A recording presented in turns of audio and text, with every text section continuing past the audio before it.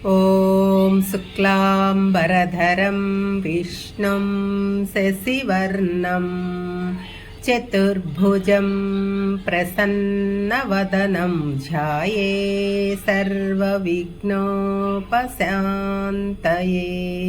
ॐ श्रीकृष्णपरब्रह्मणे नमः। श्रीमद्भगवद्गीता अथ द्वितीयोऽध्यायः साङ्ख्ययोगः। 51వ శ్లోకం। कर्मजं बुद्धियुक्ता हि फलं त्यक्त्वा मनीषिणः जन्मबन्धविनिर्मुक्ताः पदं गच्छन्त्यनामयम्। సమత్వ బుద్ధి కలవారు తాము కర్మలు చేసిన ఆ కర్మ ఫలములను విడిచిపెడతారు.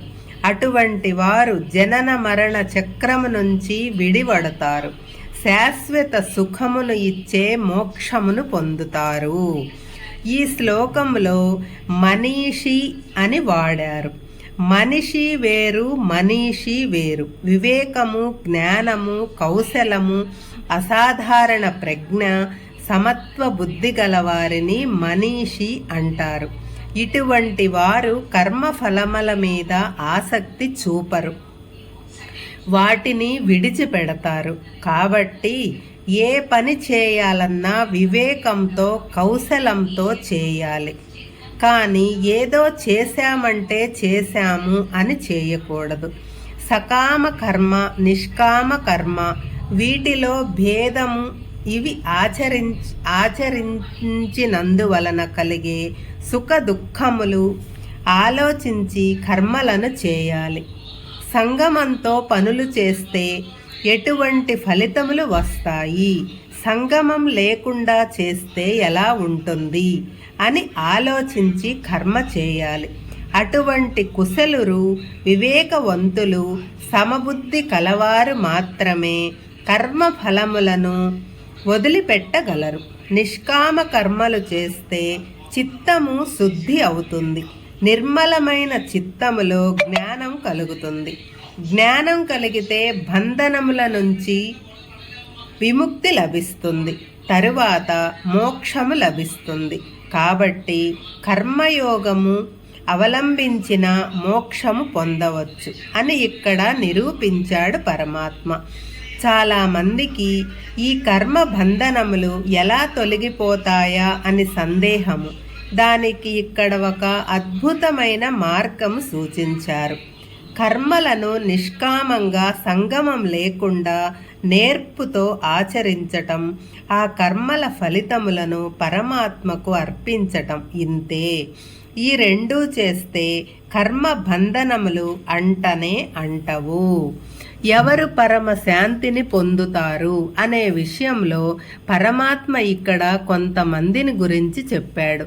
బుద్ధియుక్తులు అంటే సమబుద్ధి కలవారు, జ్ఞానులు, వివేకులు, మానసిక ఎదుగుదలను సాధించిన వారు, కుశలత్వంతో కర్మలను చేసేవారు, కర్మలను శ్రద్ధతో చేసేవారు, ఎటువంటి ఆసక్తితో చేయని వారు, కర్మఫలముల మీద ఆసక్తి లేని వారు.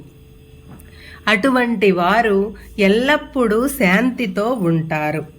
వారికి సుఖము, దుఃఖము ఉండదు. అటువంటి వారికి జనన మరణ బంధములు కూడా ఉండవు.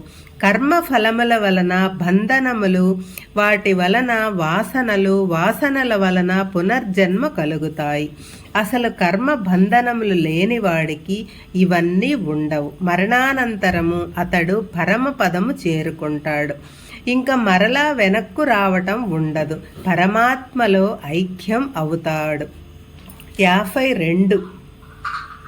యథా తే మోహకలిలం బుద్ధిర్వతి తరిష్యతి తథా గంతాసి నిర్వేదం స్తోతవ్యస్య శ్రుతుస్య చ. ఓ అర్జున, ప్రతివాడిని మోహం ఆవహించి ఉంటుంది. ఆ మోహము ఒక ఊబి వంటిది.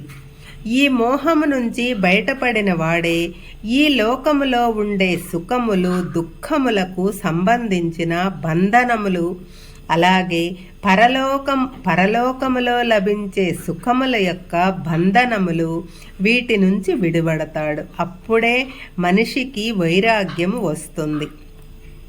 ఈ శ్లోకంలో మోహము అనే పదం వాడారు. మోహము అంటే తెలియని తనం, అజ్ఞానము, అవివేకము, ఒక విషయాన్ని తప్పుగా అర్థం చేసుకోవటం. దీనినే మాయ అని కూడా అంటారు.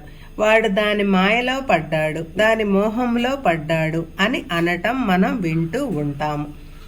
మానవునికి పరమాత్మకు అడ్డుగా ఉన్నది ఈ మోహమే. దీనిని దాటితే పరమాత్మను చేరుకోవచ్చు, కానీ దీనిని దాటటం చాలా కష్టం. మరి ఈ మోహమును దాటటానికి వీలు లేదా అంటే ఉంది. నిష్కామ కర్మ చేయటం. నేను చేస్తున్నాను, అంతా నా వలననే జరుగుతూ ఉంది అనే అహంకారం లేకుండా కర్మలు చేయటం. భగవంతుని గూర్చి చదవటం, వినటం, అధ్యయనం చేయటం, ఆత్మవిచారణ చేయటం. అప్పుడే మానవుడు ఈ అజ్ఞానము నుంచి, మాయ నుండి బయటపడగలడు. ఇక్కడ నిర్వేదము అనే పదం వాడారు. నిర్వేదము అంటే వైరాగ్యము. వైరాగ్యము అంటే అన్నీ విడిచిపెట్టి సన్యాసం పుచ్చుకోవటం కాదు.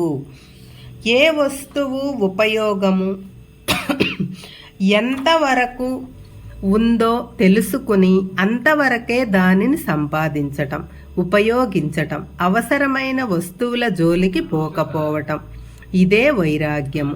అన్నీ నాకే కావాలి, అన్నీ నేనే అనుభవించాలి, ఇంకా ఇంకా సుఖపడాలి, ఇక్కడి సుఖాలే కాదు స్వర్గ సుఖాలు కూడా అనుభవించాలి అని అనుకోవటమే మోహము.